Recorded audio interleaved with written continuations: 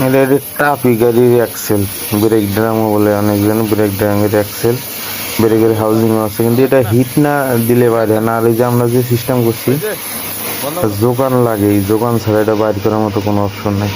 নিচে আবার সার্কিলিপও দেওয়া আছে, ব্যারিংয়ে হাউজিংয়েও সার্কিলিপ আছে, আপনার শেপেও সার্কিলিপ আছে। তা আমরা সেক্ষেত্রে হাইড্রোলিক জগ ব্যবহার করতেছি।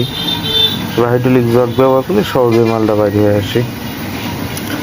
আমাদের ভিডিওগুলো যদি আপনাদের ভালো লাগে অবশ্যই একটু লাইক কমেন্ট শেয়ার করে দিবেন যদি আপনাদের কাজে লাগে। তো ভিডিওটা শেষ পর্যন্ত দেখবেন না টেনে। মালটা উঠতেছে এখন, এই যে হাইড্রোলিক দিয়ে আমরা প্রেশার দিতেছি।